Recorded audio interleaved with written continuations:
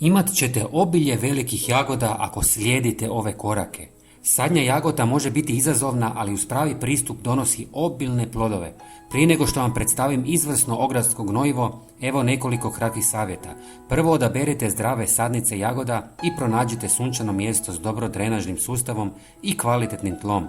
Pri sadnji rasporedite ih na razmak od 30 cm kako bi imale dovoljno prostora za rast, s korijenjem prema dolje i lišćem prema gore. Redovito zalijevajte jagode, posebno tijekom sušnih razdoblja, i razmislite o sadnji luka i ružmarina kako biste odbili štetnike. U 300 ml tople vode dodajte 1 gram kvasca koji je iznimno koristan jer obiluje vitaminima B kompleksa i potiče razvoj korinskog sustava. Zatim dodajte 1 žlicu šećera.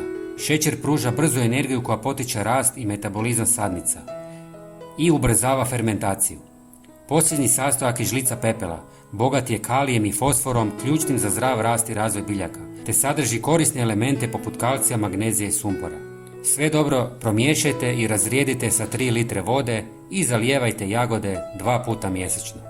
Prijatelji, pretplatite se na naš kanal.